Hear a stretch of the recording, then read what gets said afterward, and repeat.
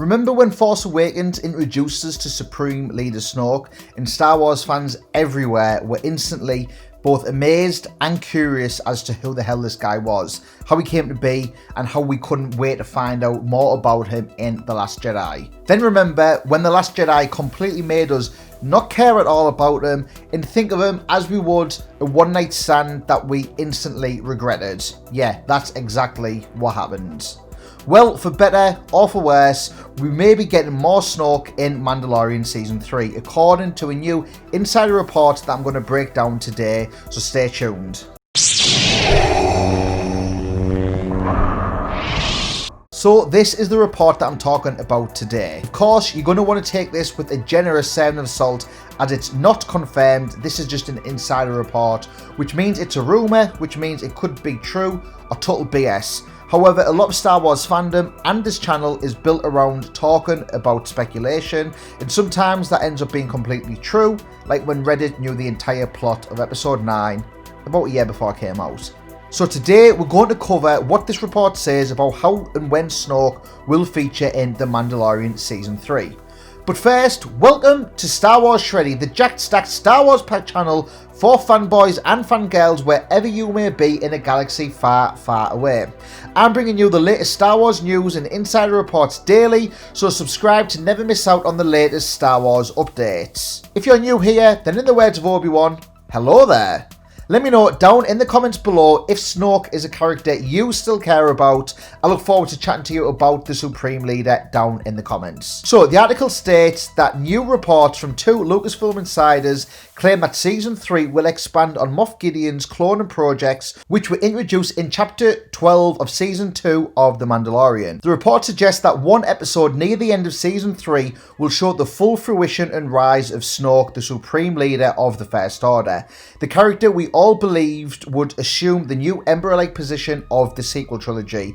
And to be honest guys, when Force Awakens hit, Shreddy was hype for Snoke. The character seemed badass to me and mysterious enough to warrant further investigation. The holo display of Snoke made us wonder exactly how he would look in the flesh. The control he had over Kylo and the entire First Order made me wonder how he rose to power, did he create the First Order, and how he came about Ben Solo and how he turned him to the dark side and into Kylo Ren. I genuinely was excited to learn more about Snoke in The Last Jedi. In Season 2's finale, Moff Gideon said he needed Grogu's blood to bring order back to the galaxy. This of course was a tease of the Palpatine cloning process that allowed Palps to return in Episode 9, The Rise of Skywalker. The cloning process involved failures and strandcasts, one of which it became apparent in the opening of Episode 9 was Snoke, as we saw the vats full of what looked to be failed experimental clones of the Supreme Leader.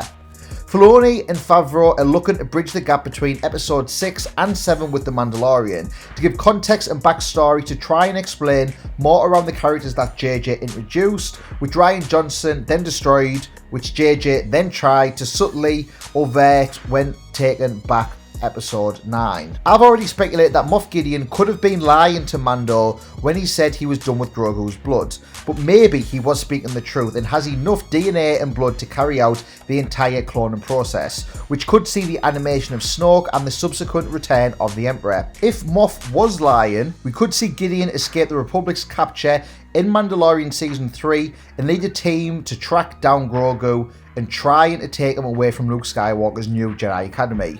Fan theories are suggesting that Moff Gideon could use essence transfer to transfer Grogu's life into another body, which would become Snoke. This sounds pretty lame to me, but it's about on par with some of the stuff that we got in The Last Jedi and The Rise of Skywalker. I'm still happy to defend Force Awakens, guys. I thought this was great and it was a perfect setup to what could have been a really cool trilogy. What do you guys think of Snoke though? Let me know down in the comments below.